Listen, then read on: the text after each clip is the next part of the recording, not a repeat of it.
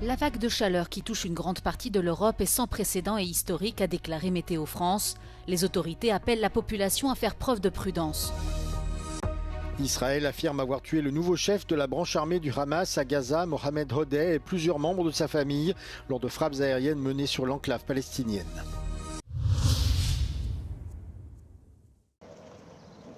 La vague de chaleur qui touche une grande partie de l'Europe depuis la fin de la semaine dernière est totalement sans précédent et historique, a déclaré Météo France. La température est montée jusqu'à 35 degrés près de Londres et pourrait atteindre les 39 degrés dans certaines régions de France. Les Britanniques connaissent le mois de mai le plus chaud jamais enregistré.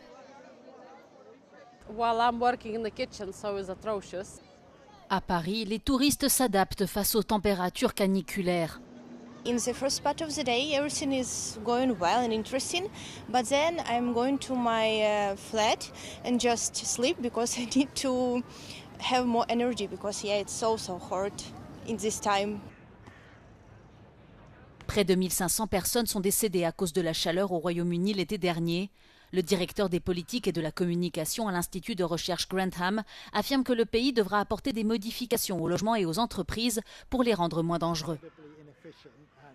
Well, we know that the temperatures we reached yesterday, which were nearly 35 degrees in London, unfortunately will likely have killed hundreds of people across the country, people with underlying health conditions, particularly respiratory illness, and they mainly die in homes that overheat. En France, le ministère de la Santé affirme que la vague de chaleur actuelle ne constitue pas une situation d'urgence. Il exhorte cependant la population à faire preuve de prudence et à respecter les consignes de sécurité. Israël affirme avoir tué le nouveau chef de la branche armée du Hamas à Gaza, Mohamed Hodeh, lors de frappes aériennes dans l'enclave palestinienne. Son décès intervient moins de 2 semaines après la mort de son prédécesseur. Des responsables hospitaliers de la bande de Gaza ont déclaré que 5 personnes avaient été tuées lors de cette frappe, dont l'épouse d'Hodeh, ses 2 enfants et une autre femme. L'attaque a eu lieu malgré un cessez-le-feu en vigueur et à la veille de l'Aïd al-Adha, une fête musulmane majeure. Dans un message publié sur X, le ministre israélien de la Défense, Israël Katz, a réitéré l'objectif d'Israël de mettre fin au contrôle du Hamas sur le territoire palestinien, mais a également fait allusion à un plan de déplacement forcé de ses habitants, écrivant qu'un plan de migration volontaire depuis Gaza sera également mis en œuvre. Fin de citation. Israël contrôle toujours plus de 60% de la bande de Gaza, y compris tous les points de passage, tandis que la population est concentrée sur la côte. Les attaques israéliennes ont tué plus de 900 Palestiniens depuis l'entrée en vigueur de ce cessez-le-feu en octobre dernier, selon le ministère de la Santé de Gaza. Israël affirme que ces attaques sont une réponse aux violations commises par le Hamas et aux menaces pesant sur ses soldats, mais les responsables palestiniens de la santé indiquent que des dizaines de civils figurent parmi les morts. 4 soldats israéliens ont également été tués au cours de cette période à Gaza. Le Premier ministre polonais Donald Tusk et son homologue britannique Keir Starmer ont signé mercredi à Londres un nouveau traité majeur en matière de défense et de sécurité. Cet accord vise à renforcer les frontières britanniques, à lutter contre le crime organisé, à renforcer la défense collective et à approfondir davantage la coopération avec l'Union européenne. We have deployed troops, NATO troops obviously. We will now train further together. We will share capacity together, develop complex weaponry together, and invest in each other in terms of how we go forward. So this is really important in terms of a signal to the world of the strength of the relationship between our two countries. Donald Tusk a, lui, insisté sur les valeurs que la Pologne partage avec le Royaume-Uni et qu'il veut défendre. A dla nas one pozostają ważne, ale też dla naszych narodów. Rządy prawa, demokracja, prawa człowieka, to poczucie solidarności z ludźmi, chęć działania na rzecz ich bezpieczeństwa i dobrobytu. To wszystko jest fundamentem tego traktatu.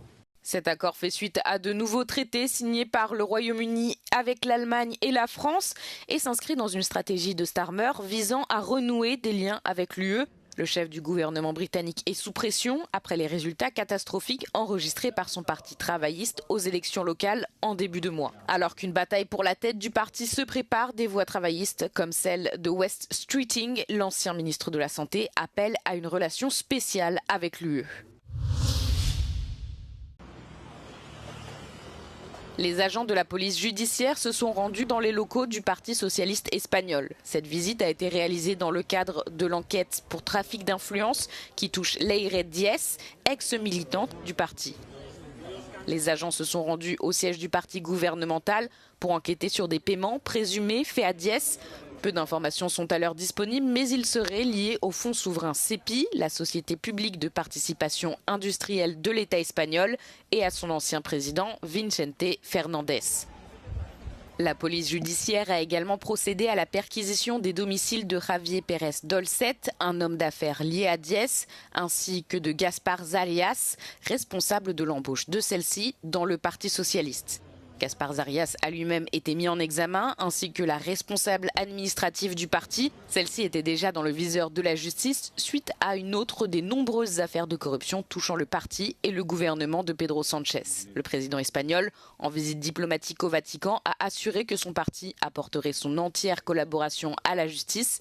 Il a souligné que la visite de la police judiciaire était programmée. En este caso, aparentemente estamos hablando de un requerimiento, no estamos hablando de un registro. No quiero tampoco, minusvalorar la gravedad de la investigación que ahora mismo la Audiencia Nacional está teniendo en curso. Si hay, comportamientos irregulares, nuevos me refiero, pues actuaremos con la misma contundencia que hemos actuado antes.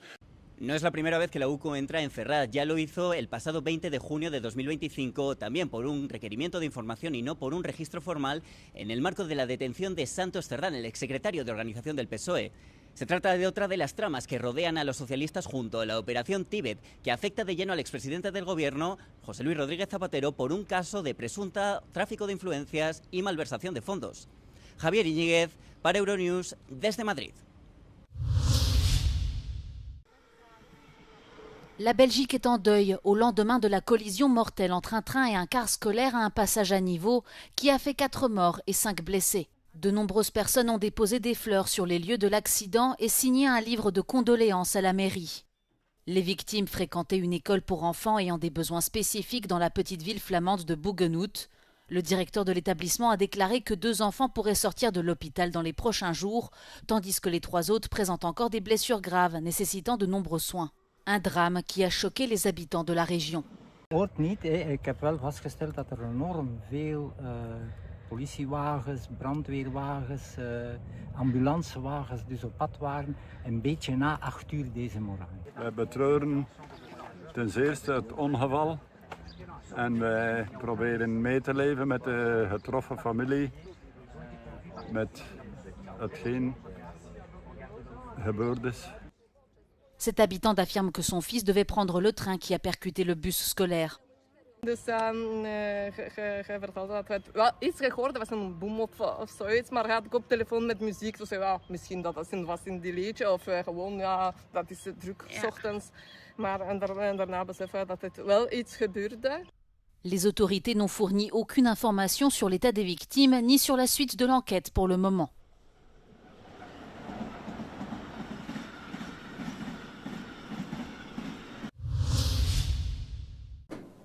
Entre 2021 et 2024, 168 nouveaux traitements dits innovants ont été approuvés par l'Agence européenne des médicaments. Cependant, selon de nouvelles données présentées par l'Association hellénique des entreprises pharmaceutiques, SFEE, seuls 36 sont disponibles sur le marché grec. L'association dénonce un retard considérable du pays. 3 στα 5 καινοτόμα φάρμακα κατά τα φαινόμενα δεν θα είναι διαθέσιμα τα επόμενα χρόνια στους Έλληνες ασθενείς.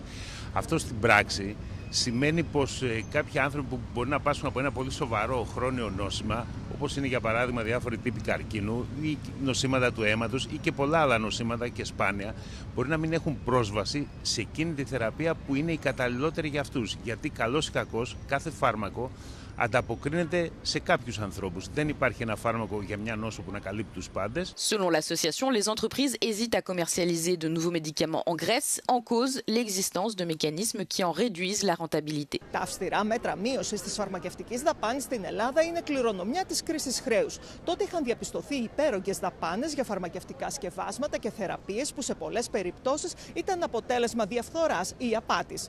Σήμερα, ο Σύνδεσμος Φαρμακευτικών Επιχειρήσεων Ελλάδας προειδοποιεί ότι τα ίδια αυτά μέτρα αποτρέπουν δεκάδες καινοτόμα φάρμακα από το να φτάσουν στους Έλληνες ασθενείς. Το τι ζητάμε την πολιτεία για τα επόμενα 3 χρόνια, ένα ξεκάθαρο περιβάλλον, διαφανές περιβάλλον, όσον αφορά τη φαρμακευτική δαπάνη, το οποίο θα στέκεται σε 2 πυλώνες. Ο ένας πυλώνας θα είναι επαναπροσδιορισμός της δημόσιας φαρμακευτικής δαπάνης που να καλύπτει τις ανάγκες των πολιτών, και το δεύτερο, μέτρα, ψηφιακά εργαλεία, ελέγχους πίσω από την δαπάνη, να την κάνουμε ακόμα πιο αποδοτική.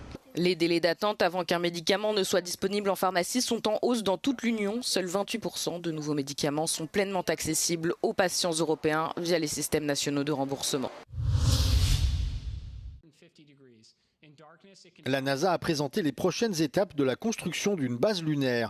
Elle a dévoilé des détails concernant les atterrisseurs robotisés, les drones et les rovers qu'elle prévoit d'envoyer sur la Lune. Les États-Unis souhaitent que des astronautes retournent sur notre satellite avant la fin du mandat du président Donald Trump.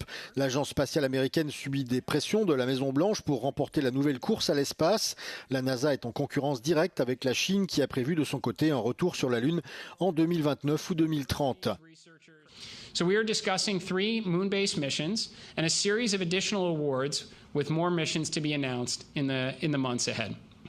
Now, Moonbase 1 will be the first privately funded lunar lander mission in history. La société spatiale de Jeff Bezos, Blue Origin, fait partie des entreprises sélectionnées pour fabriquer un atterrisseur lunaire habité appelé Blue Moon.